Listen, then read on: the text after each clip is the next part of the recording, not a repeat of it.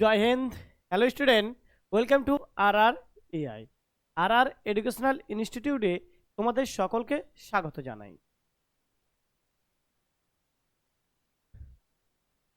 WB মাধ্যমিক 2027কে target রেখে আমরা যে নতুন ব্যাচ শুরু করেছি, সেই ব্যাচের যে ক্লাস এখন কবিতা চলছে আয় আরও বেঁধে বেঁধে থাকে, কবি শঙ্খ ঘোষ। তো তোমরা যারা নতুন আছো আর আর এডুকেশনাল ইনস্টিটিউট ইউটিউব চ্যানেলটা সাবস্ক্রাইব করনি, আর এডুকেশনাল ইনস্টিটিউট ইউটিউব চ্যানেলটা সাবস্ক্রাইব করনি, তারা কাইন্ডলি আর এডুকেশনাল ইনস্টিটিউট ইউটিউব চ্যানেলটি সাবস্ক্রাইব করো এবং পাশে থাকা বেল আইকনটি ক্লিক করো। যে দেখবে যে আর এডুকেশনাল ইনস্টিটিউট ইউটিউব চ্যানেলে এখানে ক্লাস দশম শ্রেণীর জন্য আলাদা করে প্লে লিস্ট তৈরি করা আছে এবং এই প্লে লিস্টে তোমরা দেখতে পাবে এখানে সম্পূর্ণ ফ্রিতে, হ্যাঁ সম্পূর্ণ একেবারে পেড কোর্সের মতো, একেবারে পেড কোর্সের মতো সম্পূর্ণ ওয়ে ক্লাস করানো হয় স্মার্ট স্টাডিতে। ঠিক আছে। আর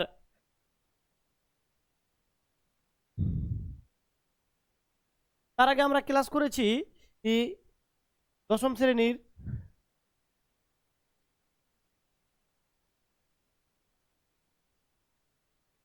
জ্ঞানচক্ষু গল্প আমরা পড়েছি, জ্ঞানচক্ষু নিয়ে ক্লাস করেছি। তারপরে আমরা ক্লাস করেছি অসুখী একজন কবিতাকে নিয়ে, অসুখী একজন কবিতা। তো এবার আমরা ক্লাস করব আয় আরো বেঁধে বেঁধে থাকি কবিতা। কি কবিতা? আয় আরো বেঁধে বেঁধে থাকি কবিতা। তো এই কবিতা আমরা পড়ব। তো যারা এখনো আর এডুকেশনাল ইনস্টিটিউট ইউটিউব চ্যানেলটি সাবস্ক্রাইব করেনি, তারা কাইন্ডলি সাবস্ক্রাইব করো এবং তোমার বন্ধুদের শেয়ার করো, যে তারাও যেন সেই সুবিধা উপভোগ করতে পারে।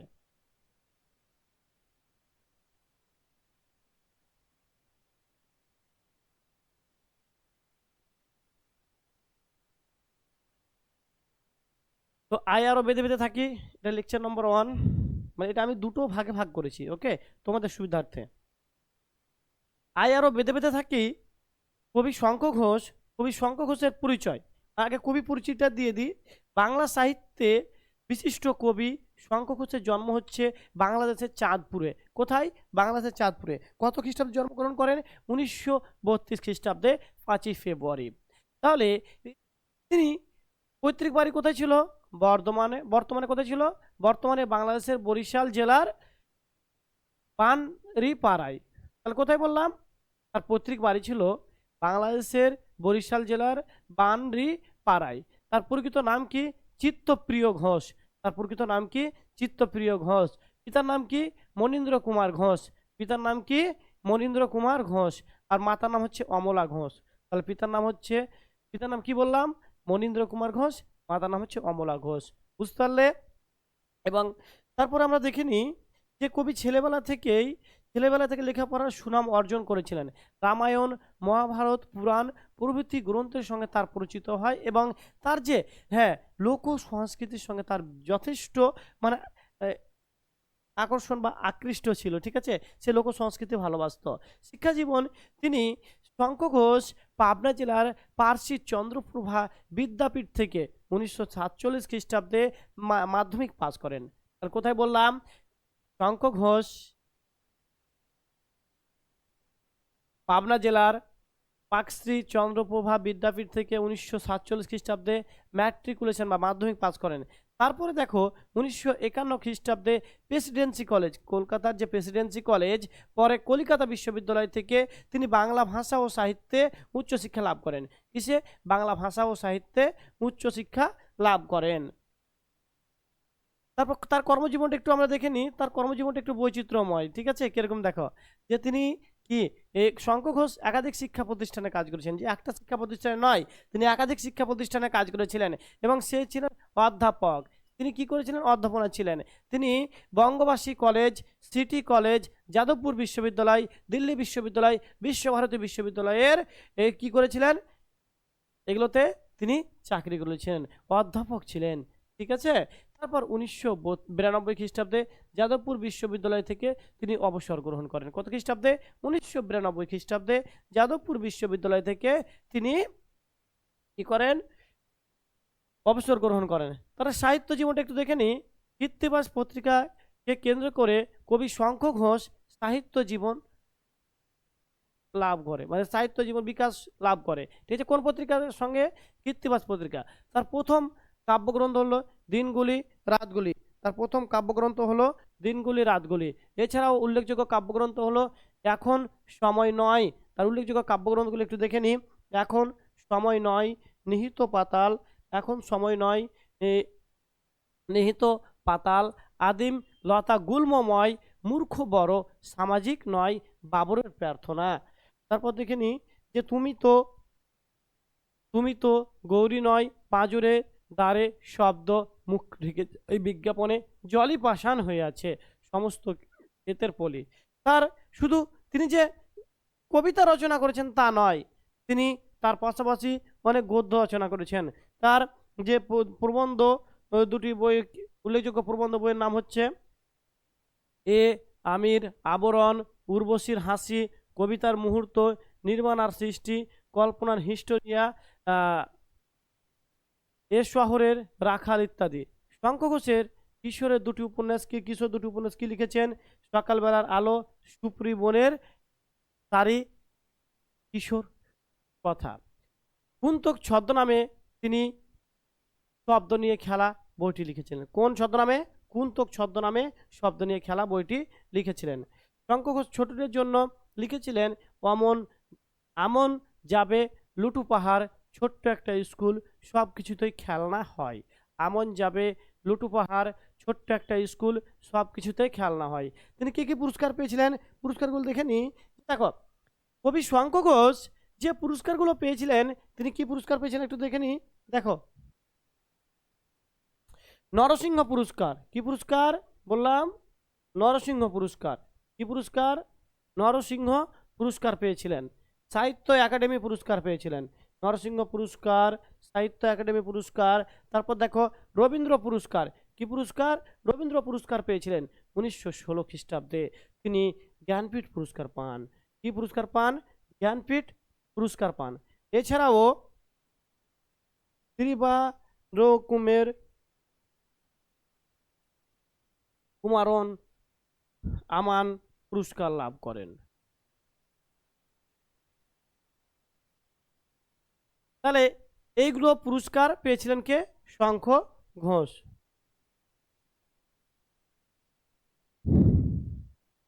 2021 সালে করোনার সময়, যে কোভিড মহামারী হয়েছিল, করোনার সময় তিনি পরলোক গমন করেন বা মারা যান। কে? এই শঙ্খ ঘোষ। তো কবি সম্পর্কে তোমরা বুঝতে পারলে। নন্দিনী কমেন্ট করছে, হ্যাঁ স্যার বুঝতে পেরেছি, খুব সুন্দরভাবে বুঝিয়েছেন। ওকে, থ্যাংক ইউ। ইশিকা কমেন্ট করছে, স্যার বুঝে গেছি, সমস্যা নাই। অসংখ্য ধন্যবাদ ইশিকা তোমাকে।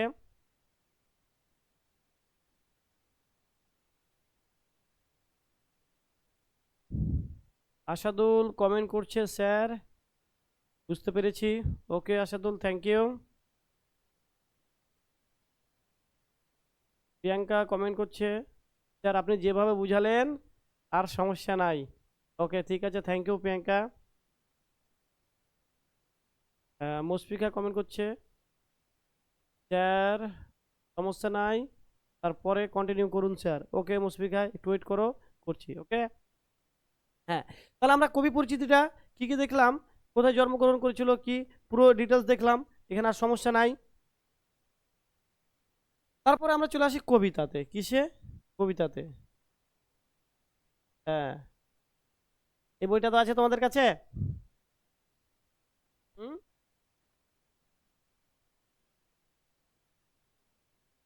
যদি দেখো, আই আরো বেঁধে বেঁধে থাকি কবিতাটি 2003 সালে গুজরাট দাঙ্গাকে কেন্দ্র করে রচিত। বুঝতে পারলে? 2003 সালে ভারতের যে অবস্থা, গুজরাটের যে অবস্থা, একেবারে শোচনীয় অবস্থা। সেইখানে যে একেবারে সেইখানে অবস্থা নির্মমভাবে মানুষদের হত্যা করা হয়, তাদেরকে বাড়ি থেকে তাড়িয়ে দেওয়া হয়। তারপর সেইখানে আমরা কি দেখতে পাচ্ছি, সেইখানে অনেক ঘরবাড়ি এ, লুট করে নেওয়া হয়। দুষ্কৃতীরা কিভাবে মানুষের ওপর অত্যাচার করছে, তার মূল বিষয়বস্তু হচ্ছে এই আয় আরো বেঁধে বেঁধে বেঁধে বেঁধে থাকি কবিতাটির মূল প্রেক্ষাপট। এইখানে শুধু আমরা যেই পুরো বিশ্বের রাজনীতিকে সমগ্র বিশ্ব রাজনীতিকে সঙ্গে করে নিয়ে এসেছেন কবি। এবং তারপর দেখতে পাচ্ছি এখানে এই যে মানুষকে, আমাদের সকলকে একবদ্ধ হয়ে কবি আহ্বান করেছেন এবং আমাদের সকলের সাথে একসাথে থাকতে হবে। কি আমাদের যে আমরা সকলেই মানুষের জন্য, ঠিক আছে, মানুষের জন্য। তাই কবি বলেছেন আজ আরো বেঁধে বেঁধে থাকি, আমরা সকলেই এই প্রতিবেশী সকলের সঙ্গে সহযোগিতা এবং সহমর্মিতার সঙ্গে আমরা যেন থাকতে পারি এবং সকলকেই ভালোবেসে থাকতে পারি। তারপর দেখো যে আয় আরো বেঁধে বেঁধে থাকি কবিতায় দেখবে যে আমাদের ডান পাশে ধস, আমাদের কি বলছে লেখক, কোন পাশে বলেছে, ডান পাশে ধস, আমাদের বায়ে গৃহখাত। তাহলে দেখো আমাদের কোন পাশে ধস, আমাদের ডান পাশে, আমাদের কোন পাশে, ডান পাশে ধস, কোন পাশে ধস, ডান পাশে ধস, আমাদের বা পাশে গৃহখাদ, আমাদের বা পাশে গৃহখাদ, আর আমাদের মাথায় বোমারু, আমাদের মাথায় কি, বোমারু, বোমারু মানে কি, মাথায় হচ্ছে বিমান। তাহলে ডান পাশে কি, ডান পাশে হচ্ছে ধস, বা পাশে কি, গিরিখাদ এবং মাথায় বোমারু। মানে কোন রকম পরিস্থিতির মধ্যে দিয়ে আমরা যাচ্ছি সেই পরিস্থিতির কথা লেখক বুঝিয়েছেন। পায়ে পায়ে হিমানির বাঁধ, পায়ে কি, পায়ে পায়ে কিসে কিসে হিমানির বাঁধ, পায়ে পায়ে হিমানির বাঁধ, আমাদের পথ নেই কোনো, আমাদের ঘর গেছে উড়ে। তাহলে আমাদের পথ নেই কোনো, আমাদের পথ নেই কোনো, খুব ইম্পর্টেন্ট লাইন, আমাদের ঘর গেছে উড়ে, আমাদের ঘর গেছে উড়ে। তাহলে দেখো তোমরা যে কি বলছে এই স্তবকে, এখানে কি বলছে কবি, বলছে আমাদের ডান পাশে ধস, আমাদের ডান পাশে কি, ধস, আমাদের বাঁ পাশে গৃহখাত, আমাদের মাথায় বোমারু, আমাদের মাথায় বোমারু, আমরা যে এখান থেকে পালাবো এবং এখান থেকে যে আমরা যে নিরাপত্তা, আমাদের নিরাপত্তা কিন্তু নাই। তাহলে আমরা কি, আমাদের মাথায় বোমারু, পায়ে পায়ে হিমানির বাঁধ, আমাদের পথ নেই এই কোনো, আমাদের পথ নেই কোনো, আমাদের ঘর গেছে উড়ে। তাহলে আমাদের কি গেছে, আমাদের ঘর গেছে উড়ে, আমাদের কি গেছে উড়ে, ঘর গেছে উড়ে, বুঝতে পারলে। তাহলে আমাদের ডান পাশে ধস, আমাদের গায়ে পায়ে গিরিখাদ, আমাদের মাথায় বোমারু, পায়ে পায়ে হিমানির বাঁধ, আমাদের পথ নেই কোনো, আমাদের ঘর গেছে উড়ে। এটুকু বুঝতে পারলে তোমরা যে কবিতাটা একেবারে কতটা কবি এই মানুষের কথা বলেছেন। দেখো এখানে সবার কথা কেউ বলে না, একমাত্র শিল্পীরা, কবিরা, লেখকেরা, খেটে খাওয়া মানুষ, নিম্নবিত্ত মানুষ, অসহায় মানুষদের কথা বলেছেন। মানুষ কখন অসহায়, অসহায় অসহায় মানুষের কথা কেউ বলে না, একমাত্র শিল্পীরাই বলে অসহায় মানুষের কথা। এখানে মানুষ কতটা অসহায়, মানুষের সব আছে, তাও একটু নিরাপত্তার জন্য আমি যেন বেঁচে থাকি, বেঁচে থাকা যে একটা আর্তনাদ, ঠিক আছে, সেই সমস্যা মধ্যে দিয়ে মানুষ যাচ্ছে, সেই সমস্যা থেকে কিভাবে উত্তরণ হব সেই পথ কিন্তু লেখক খুঁজছে।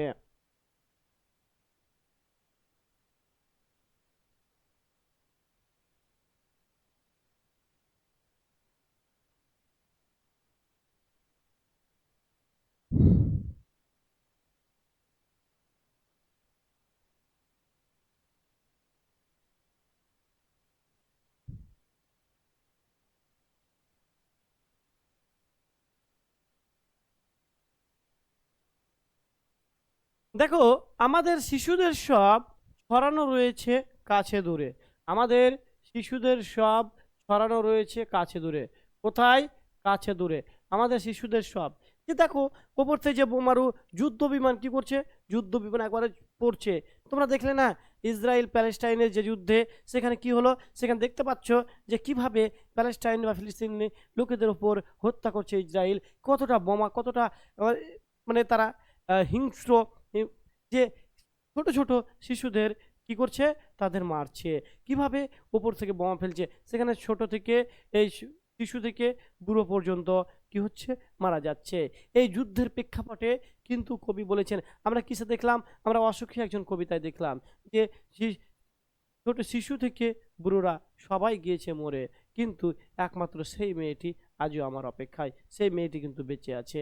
বুঝতে পারলে, এখানে আমাদের শিশুদের সব, মানে আমাদের শিশুদের সব ছড়ানো রয়েছে কাছে দূরে।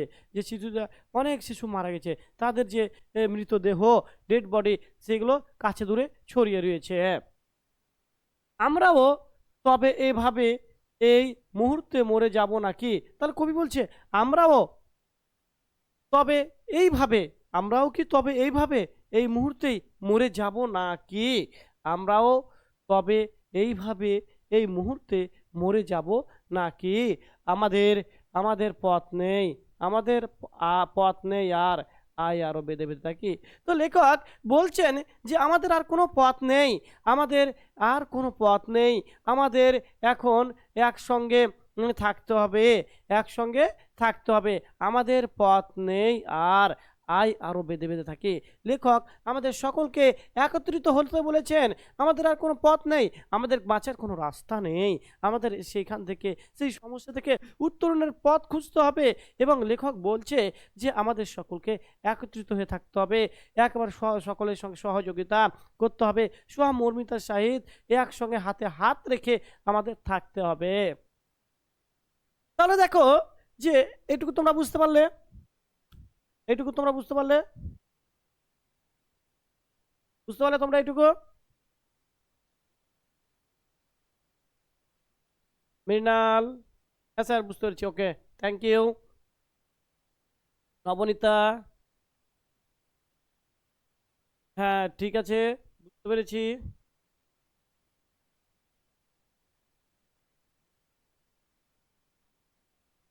রূপালী কমেন্ট করছে, স্যার আপনি যেভাবে বুঝাচ্ছেন না বুঝতে পারা হয়। হ্যাঁ, একবার পুরো আগুন স্যার। আচ্ছা আচ্ছা, ঠিক আছে, থ্যাংক ইউ। রূপম কমেন্ট করছে যে স্যার হ্যাঁ বুঝে গেছি, সমস্যা নাই, ওকে ওকে, ঠিক আছে। তাহলে তারপরে অংশে আসি আমরা। তাহলে এটুকু বুঝতে পারলে? হুম, দেখো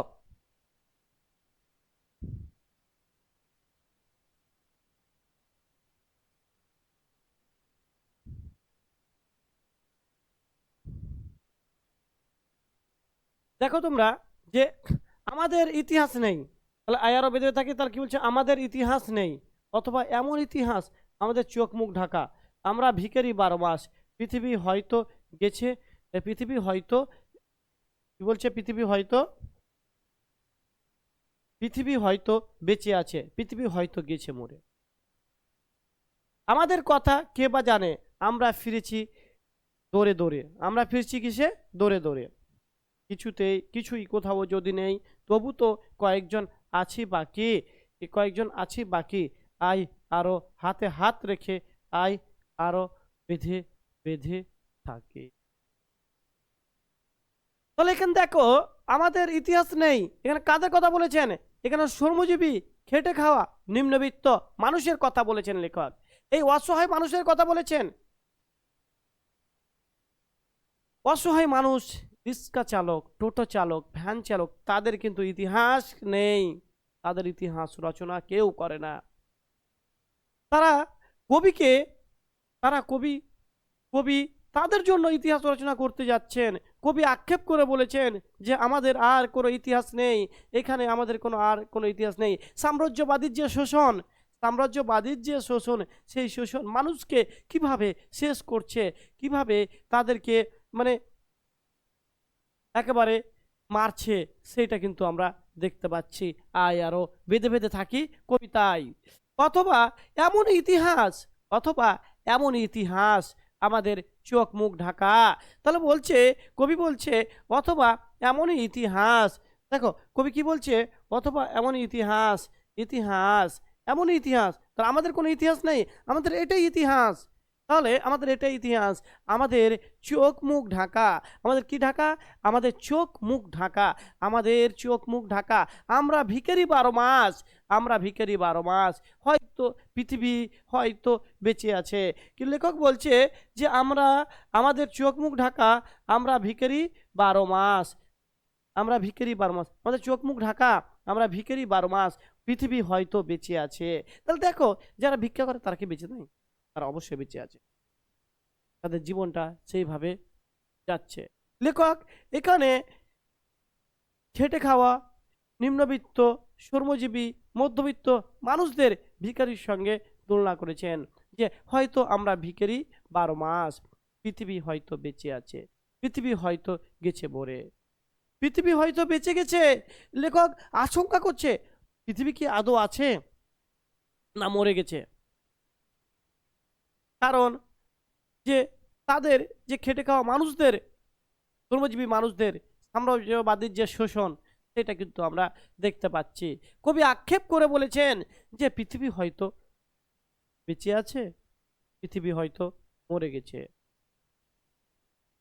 এই আমাদের কথা কে বা জানে, আমাদের কথা কে বা জানে, আমাদের কথা কে বা জানে। আমরা ফিরেছি দৌড়ে দৌড়ে, আমরা ফিরেছি কোথায়? দৌড়ে দৌড়ে। এই লাইনগুলো খুব ইম্পর্টেন্ট, ঠিক আছে? আমাদের কথা কে বা জানে? আমাদের কথা কেউ জানে না। মধ্যবিত্ত ও নিম্নবিত্ত মানুষের কথা কেউ জানবে না, তাদের কথা কেউ শুনবে না, তাদের কথা কেউ কোনো কথাই বলবে না, যে তাদের কথা কেউ জানবে না। এবং আমরা ফিরেছি দৌড়ে দৌড়ে, আমরা প্রতিটা বাড়ির দুয়ারে দুয়ারে যাচ্ছি, কিন্তু তাদের কাছে কি, তাদের কাছে আমরা আশ্রয়ের জন্য, নিরাপত্তার জন্য আমরা ভিক্ষা চাইছি, যে আমাদের একটু বাঁচাও এই সাম্রাজ্যবাদী শোষণের হাত থেকে, পুঁজিবাদী লোকদের কাছ থেকে। কিন্তু আমাদের সেই প্রার্থনা মঞ্জুর করছে না। কিছুই কোথাও যদি নেই, তবু তো কজন আছি বাকি, কিছুই কোথাও নেই, তবু তো কজন আছি বাকি, তো কিছু তো কোথাও নেই, কিছু তো কোথাও নেই, তবু তো কজন আছি বাকি। আয় আরো হাতে হাত রেখে, আয় আরো, আয় আরো হাতে হাত রেখে, আয় আরো হাতে হাত রেখে, আয় আরো বেঁধে বেঁধে থাকি। তাহলে কবি বলছে আমাদের কোনো ইতিহাস নেই, আমাদের কোনো ইতিহাস নেই, আমাদের ইতিহাসটা এমনই ছিল, আমাদের চোখ মুখ ঢাকা, আমরা ভিখারি 12 মাস, আমরা হয়তো পৃথিবী হয়তো বেঁচে গেছে, নয়তো মরে গেছে, আমাদের ইতিহাস কেউ জানে না, এবং আমাদের কথা কেউ শুনবে না, আমাদের কথা কেউ জানবে না, আমাদের কথা কেউ শুনবে না। আমরা লোকের দুয়ারে দুয়ারে ভিক্ষা করে বেড়াচ্ছি, কিন্তু কিছুই হবে না, কিছুই আমাদের নেই। তবুও আমরা আজ কজন বেঁচে আছি এই সাম্রাজ্যবাদী শোষণের হাত থেকে? হয়তো আমরা কবে মারা যাব, কবে তারা আমাদেরকে কি করবে? শেষ করে দেবে। কিন্তু লেখক বলেছে আমরা যজন বেঁচে আছি, আমাদের সকলকে এই মৃত্যুর হাত থেকে আমাদের বাঁচতে হবে, এবং আমাদের সকলকে একত্রিত হতে হবে, আমাদের সকলকে সহযোগিতা করতে হবে, সহমর্মিতা করতে হবে, আমাদের সকলকে একসঙ্গে হাতে হাত রেখে থাকতে হবে। আয় আরো বেঁধে বেঁধে থাকি। এ হচ্ছে কবিতা। কবিতাটা তোমরা বুঝতে পেরেছ?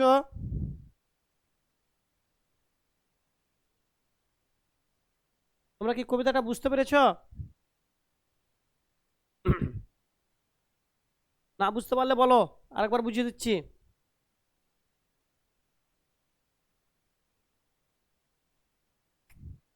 দেখো, আমি বিষয়বস্তুটা বলে দিচ্ছি। আয় আরো বেঁধে বেঁধে থাকি কবিতাটি 2003 সালে গুজরাট দাঙ্গার প্রেক্ষাপটে রচিত। ওকে, সেইখানে আমরা দেখতে পাচ্ছি যে অসহায় মধ্যবিত্ত নিম্নবিত্ত মানুষদের যে আর্তনাদ, সাম্রাজ্যবাদীর যে শোষণ, সেই শোষণটা লেখক ফুটিয়ে তুলেছেন। আমাদের বাঁচার জন্য ডান পাশে ধস আছে, বাঁ পাশে গিরিখাত আছে, এবং মাথার ওপর কি আছে? বোমারু, মানে কি? বোমা ছুটছে প্রতিনিয়তই। আমাদের পথ নেই কোনো, আমাদের ঘর গেছে উড়ে, আমাদের পথ নেই কোনো, আমাদের ঘর গেছে উড়ে, আমাদের ঘর সমস্ত কিছু উড়ে গেছে।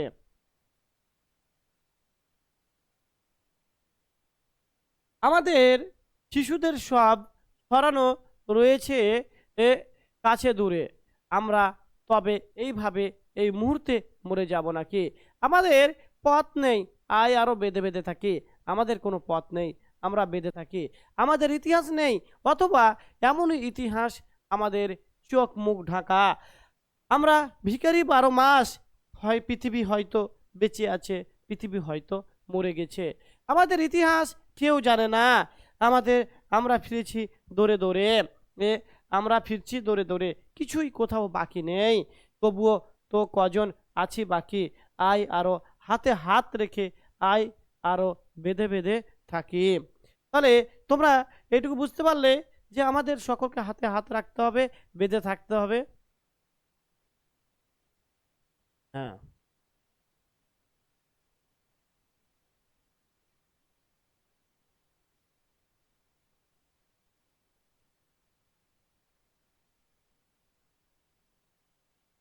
কবি সম্পর্কে তোমাদের কবি পরিচিতিটা বলেছি।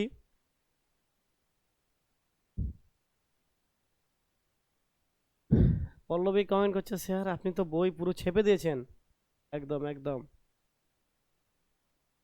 এইভাবে পড়তে হবে, না পড়লে হবে না বাবু। ভালো করে পড়াশোনা করে, এটা মাধ্যমিক। ওকে, তাহলে দেখো, আয় আরো বেঁধে বেঁধে থাকি কবিতাটি কোন কাব্যগ্রন্থের অন্তর্গত বললাম? এটা হচ্ছে জলই পাষাণ হয়ে আছে। জলই পাষাণ হয়ে আছে কাব্যগ্রন্থে কত সংখ্যক কবিতা? এটা হচ্ছে 31 সংখ্যক কবিতা। কত সংখ্যক কবিতা? এটা হচ্ছে 31 সংখ্যক কবিতা। জলই পাষাণ হয়ে আছে কত সংখ্যক কবিতা? 31 সংখ্যক কবিতা। কত সংখ্যক? 31 সংখ্যক কবিতা। এ সংখ্যক হচ্ছে ছদ্মনাম কি? কুন্তক। সংখ্যক হচ্ছে ছদ্মনাম কি? কুন্তক। ওকে, তাহলে দেখো হ্যাঁ, শঙ্করের পিতার নাম হচ্ছে মনীন্দ্র ঘোষ, মাতা অমলবালা। শঙ্করের প্রকৃত নাম হচ্ছে চিত্তপ্রিয় ঘোষ। চিত্তপ্রিয় ঘোষ। তারপর দেখো, শঙ্করের জন্ম হচ্ছে 1932 থেকে 2021 মারা যান। তাহলে এই কবিতায় মোট লাইন কয়টি আছে? এই কবিতায় মোট লাইন আছে 12টি লাইন আছে। কটি লাইন আমরা পাচ্ছি? 12টি, তাই তো? আয় আরো বেঁধে বেঁধে থাকি, এই শব্দটি কয়বার আছে? এই শব্দটি আছে 2বার। আয় আরো বেঁধে বেঁধে থাকি, এই শব্দটি কয়বার আছে? 2বার আছে। বুঝতে পারলে? হ্যাঁ, হ্যাঁ। বোমারু মানে বিমান, হিমানি বাদ মানে হচ্ছে তুষার বা বরফ, উড়ে গেছে মানে হঠাৎ বিপর্যয়ের মধ্যে। বুঝতে পারলে? হ্যাঁ, আমাদের ঘর উড়ে গেছে মানে হঠাৎ বিপর্যয়ের মধ্যে যে ঘরটা ভেঙে যায় বা উড়ে যায়, সেটার কথা বলা হয়েছে। কালবৈশাখী ঝড়ে যে কারো টিন উড়িয়ে নিয়ে চলে আলো, কি আলো? কারো টিন উড়িয়ে নিয়ে চলে আলো, তখন কি? তখন সেটা উড়ে গেছে মানে হঠাৎ করে, হ্যাঁ, বিপর্যয়ের মধ্যে ধ্বংস হয়ে গেছে। ঠিক আছে, টিন উড়িয়ে নিয়ে গেলো বা বাড়ি টাড়ি ভেঙে আলো কালবৈশাখী ঝড়ে। বুঝতে পারলে? সেটার কথা বলা হয়েছে। এটুকু বুঝতে পেরেছো? হ্যাঁ, এটা গেল।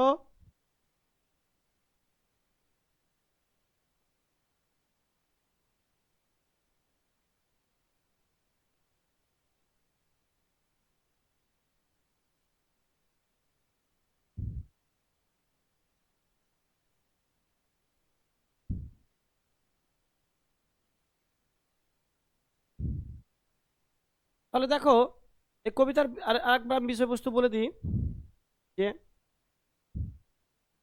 চারিদিকে বাধা, আশ্রয়হীন, অসহায়তা, ভবিষ্যতে যে ধ্বংস, তবু মানুষ ছেড়ে গেলে চলবে না। তাদেরকে কি? তাদেরকে মোটিভেট করছে যে আমাদের হেরে গেলে চলবে না, আমাদের অধিকার, আমাদের প্রাপ্ত অধিকার, আমাদের অধিকার ফিরিয়ে নিতে হবে। সাধারণ ইতিহাস নেই কোনো গোপন, সারা বছর কেউ ভিখারি, কেউ আবার কিছুই দেয় না। বুঝতে পারলে? যে কয়জন অবশিষ্ট সকলে একসঙ্গে জোট হয়ে সকলের উদ্দেশ্যে কবি আহ্বান করেছেন। সবগুলো বিষয় তোমাদের বললাম। বুঝতে পারলে তোমরা? সবগুলো বিষয় তোমাদের বললাম, তোমরা বুঝতে পারলে? হয়তো আর সমস্যা হবে না তোমাদের।